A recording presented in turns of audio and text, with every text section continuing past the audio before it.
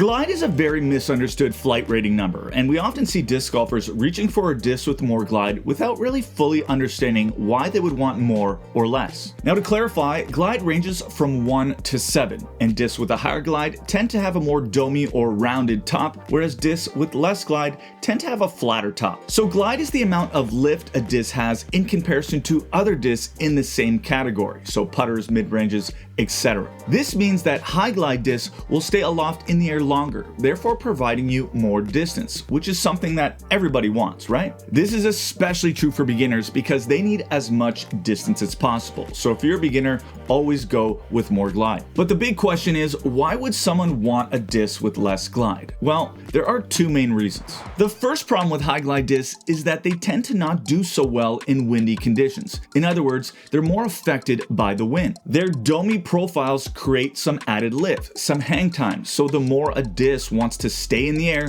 the more it will be influenced by the wind. In addition, the higher disc flies in elevation, the faster the wind speeds are, so once again, the disc flight will be more effective. We know that this isn't the most scientific explanation, but trust us when we tell you that wind definitely comes into play with high glide discs, especially when throwing into a headwind. And a headwind is probably the worst instance to use a high glide disc. The only type of wind that favors high glide discs are tailwinds, since tailwinds want to reduce the glide on a disc and therefore travel less far. The second problem with high glide discs is that it can be hard to judge their distance, and therefore they can be a bit harder to control. It's like it's doing a bit of work for you. It's helping you get more distance at the cost of control. Therefore, high glide discs are in general less accurate and harder to predict. And that's why some professionals prefer lower glide fairway or distance drivers when they're looking for a little bit more control and accuracy. For most disc golfers, especially those that play very casually, more glide is always going to be a benefit to you. It is overall a good thing.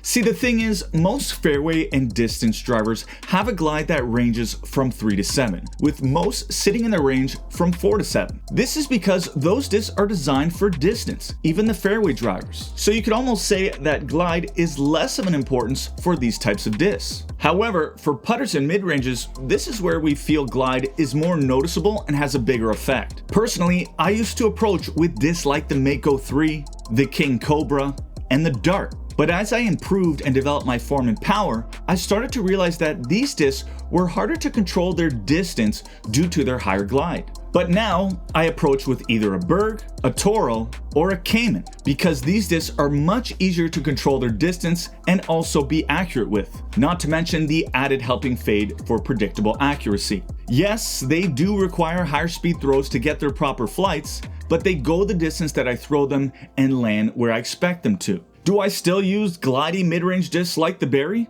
Yes, when the shot calls for it, but I'm not reaching for these glidey discs as much as I used to. Okay, so you now have a better understanding of glide, but we wanted to give you a breakdown of each class of discs and the range of glides you should be looking for.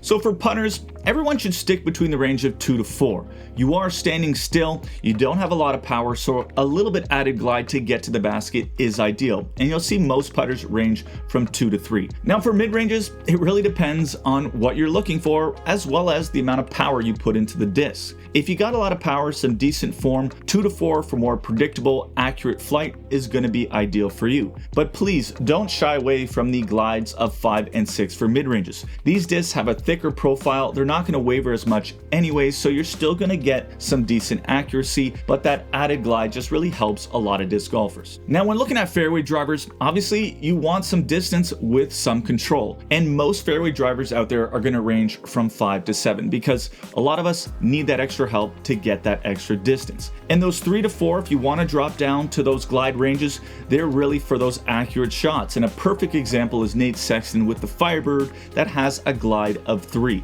He's one of the most consistent disc golfers out there at not making mistakes, and one of the big reasons is the Firebird because he knows exactly where it's going to land. And for fairway drivers that have less of a glide of 3, well, you don't see them too often and they're pretty hard to throw for most disc golfers, so we would just say to stay away. And finally, for distance drivers, you're looking to get as much distance as possible, so glides between the range of 5 to 7 are ideal, and even professionals throw most of their distance drivers with a glide of 5 or more. Thanks as always for watching JustDisc. We hope you learned something today and are enjoying the content.